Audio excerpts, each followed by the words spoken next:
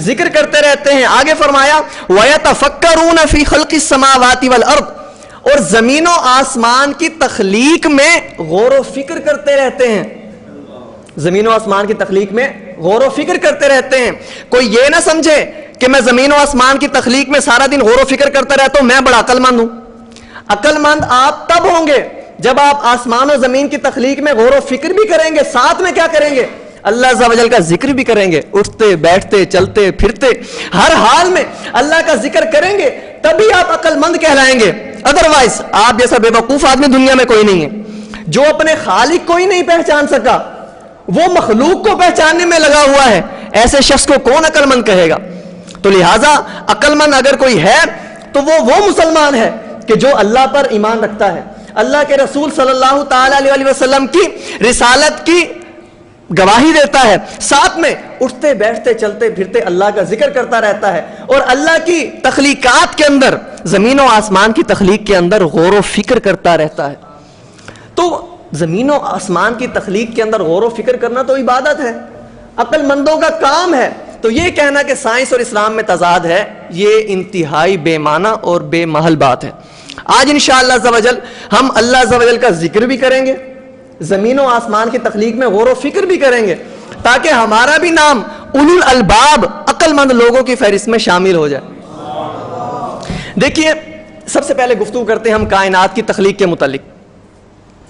سائنسدانوں کا خیال ہے کہ کائنات کی تخلیق آج سے 14 ارب سال پہلے ہوئی. کس طرح؟ بگ بینگ کی تھیوری جو ہے وہ تخلیق کائنات کے سلسلے میں بیان کی جاتی ہے، جس کے مطابق کائنات کو عدم سے وجود میں لایا گیا کہ جس کے اجزاء ایک نقطہ میں بند تھے.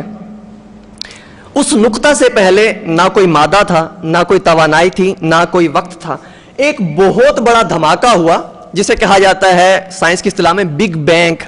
ایک بہت بڑا دھماکہ ہوا، اس دھماکے کے نتیجے میں یہ ساری کائنات ظہور پذیر ہو گئی، یہ سائنس کہتی ہے. اس نظریے کے تحت مادے کے چھوٹے اور بڑے اجزاء ملے جو ستارے بن گئے، سیارے بن گئے. بگ بینگ سے یہ بات ثابت ہوتی ہے، جو سائنسی تھیوری ہے بگ بینگ، اس سے یہ بات ثابت ہوتی ہے کہ کائنات ایک نقطے سے، عدم کہتے ہیں نہ ہونے کو، عدم سے وجود میں آئی ہے.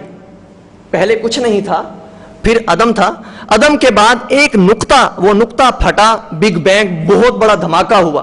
اس دھماکے کے نتیجے میں کائنات وجود میں آئی ہے.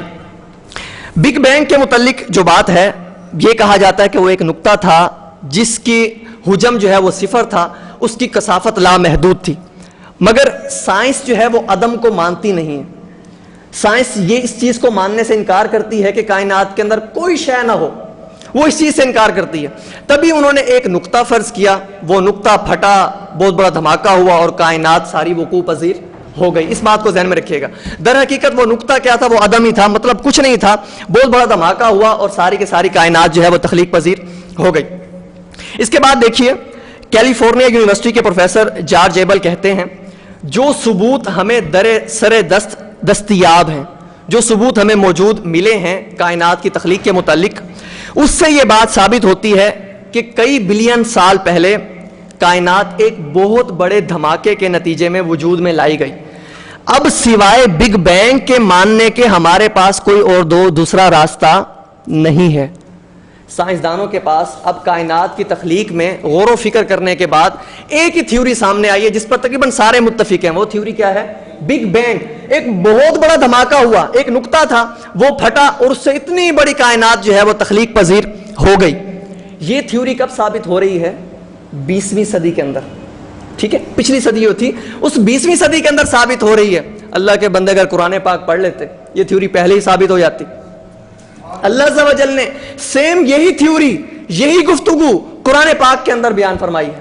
اللہ عز و جل ارشاد فرماتا ہے سورہ انبیاء آیت نمبر 30، اولم یر الذین کفروا ان السماوات والارض، کیا کافروں نے نہ دیکھا کہ بے شک آسمان اور زمین کانتا رتقن، بند تھے، بند، کانتا رتقن، بند تھے، ففتقناہما، ہم نے انہیں کھول دیا. آسمان اور زمین ایک نقطے کے اندر بند تھے، ففتقناہما، ہم نے انہیں کھول دیا. یہی تو بگ بینگ کی تھیوری ہے. کہ ایک نقطہ تھا جو بند تھا، اس نقطے کو کیا ہوا؟ اللہ عز و جل نے فرمایا فَفَتَقْنَاهُمَا، ہم نے اس نقطے کو کھول دیا تو کیا ہوا؟ پوری کی پوری کائنات تخلیق پذیر ہو گئی۔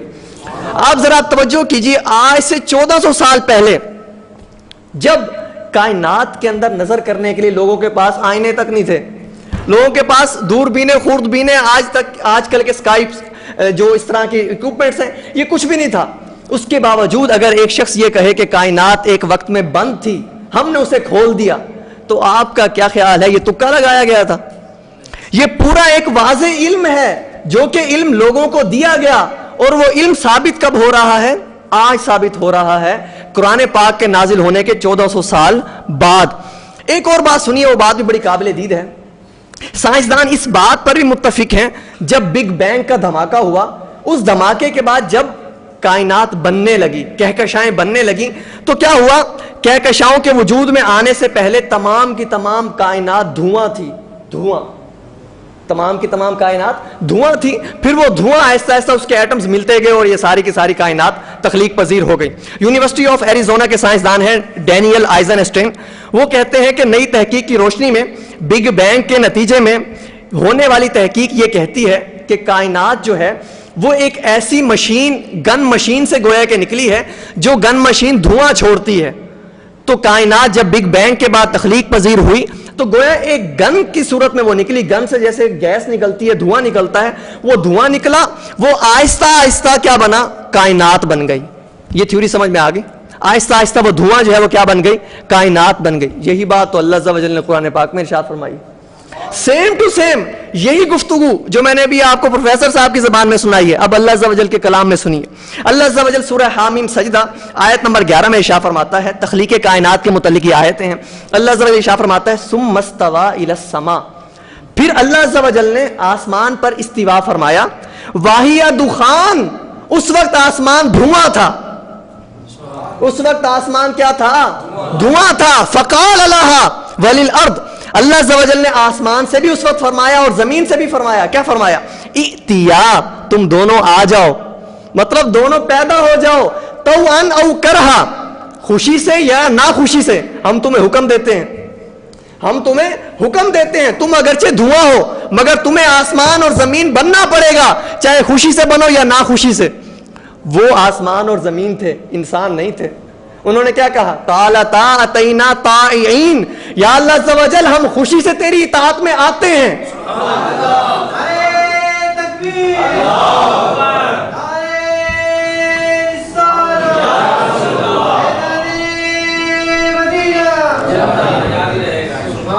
پہلی تھیوری تھی بگ بینگ، وہ بھی آپ نے سن لی قرآن پاک سے۔ دوسری تھیوری تھی سموک، دھواں، وہ بھی آپ نے سن لی قرآن پاک سے۔ اب ایک اور بات نہایت ہی قابل توجہ ہے، نہایت ہی قابل توجہ، اور کیجئے، ہمارے مشاہدات میں یہ بات ہے، جب کہیں کہیں دھماکہ ہوتا ہے، جب کبھی ایٹمی دھماکہ ہو، ہائیڈروجن دھماکہ ہو، گیسوں کا دھماکہ ہو، کسی بھی انداز کا دھماکہ ہو، تو دھماکے کے بعد ہمیشہ تباہی پھیلتی ہے۔ ہیروشیما کا واقعہ آپ کے سامنے ہے، ناگاساکی کے واقعات آپ کے سامنے ہیں، 65 کی جنگیں آپ کے سامنے ہیں، یہ سارے معاملات آپ کے سامنے ہیں۔ اگر کوئی شخص یہ کہے فلاں جگہ پر بہت بڑا دھماکہ ہوا تھا، اس دھماکے کے بعد فیکٹریاں بن گئی ہیں، فلاں جگہ پر بہت بڑا دھماکہ ہوا تھا، یونیورسٹیاں بن گئی ہیں، آپ اسے کیا کہیں گے؟ یہ کھچکا ہوا آدمی لگتا ہے بھائی، یہ دماغی طور پر فیل لگتا ہے۔ دھماکے کے بعد یونیورسٹیاں بنتی ہیں، دھماکے کے بعد بہت بڑی یونیورسٹیاں، کالجز، ہسپتال، سڑکیں بن جاتی ہیں، کبھی بھی ایسا نہیں ہوتا۔ دھماکے کے بعد